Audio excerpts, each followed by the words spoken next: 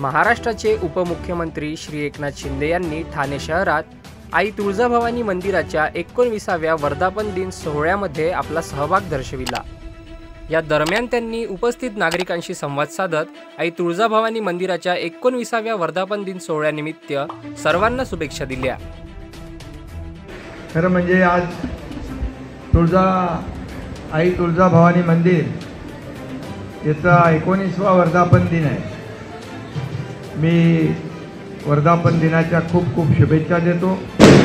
मंदिर देखील सुंदर आहे आणि कार्यक्रमाचं आयोजन देखील मिलिंद चांगलं आहे। मिलिंद पाटील आणि मनालीताई आणि त्यांचे सर्व सहकारी या कार्यक्रमाचं आयोजन गेले 19 वर्ष करत आहेत आणि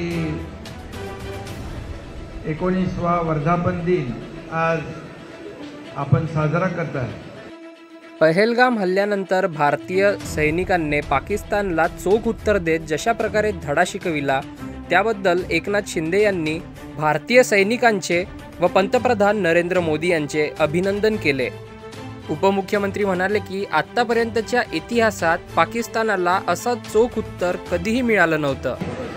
आपल्या भारताने जे पहलगाम मध्ये झालेला जो काही भ्याड हल्ला आपल्या पर्यटकांवर पाकिस्तानने आतंकवाद्यांनी केलेला जो गोळीबार होता आणि जे निरपराध आपले पर्यटक त्यात मारले गेले आणि त्याला पाकिस्तानला चोख धडा भारताच्या लष्कराने शिकवला आणि म्हणून आपण भारताच्या सैनिकांच्या लष्कराच्या मागे पूर्ण देश उभा राहिला आणि म्हणून पाकिस्तानला जशास तसं उत्तर देण्याचं काम आपल्या लष्कराच्या जवानांनी दिलं।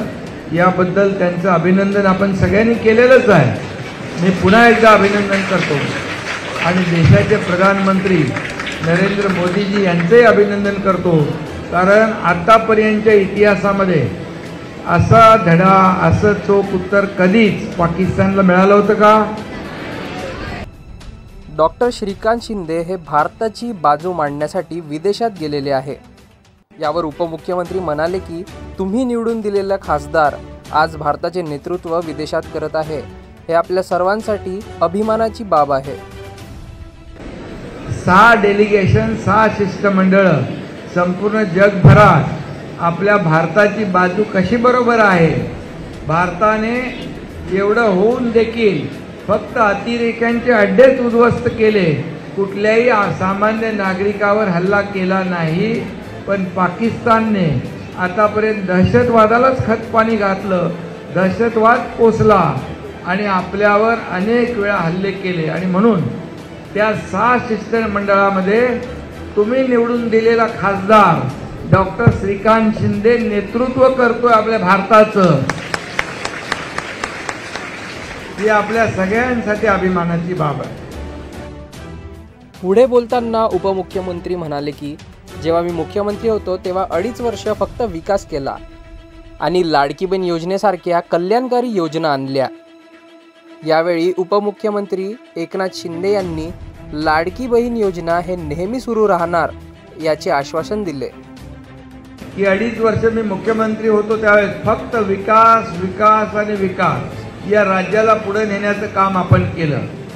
एकीकडे विकास आणि लाडकी बहीण योजनेसारख्या कल्याणकारी योजना आपण केल्या। कोणी किती काही म्हटलं तरी लाडकी बहीण योजना कधी बंद होणार नाही। यासह नागरिकांचे सर्व प्रश्न त्यांच्या पाठीशी खंबीरपणे उभे राहून सोडवणार असेही एकनाथ शिंदे यांनी आश्वासन दिले। जे काही प्रश्न आहेत मग ते महापालिकेच्या स्तरावरचे असतील, राज्य शासनाच्या स्तरावरचे असतील, हे सगळे प्रश्न हा एकनाथ शिंदे तुमच्या पाठीशी खंबीरपणे उभा राहून सोडवणार। महाराष्ट्रातील घडामोडी दररोज बघण्याकरिता व्हिडिओला लाईक करा व न्यूज PhD चॅनलला सबस्क्राईब करा।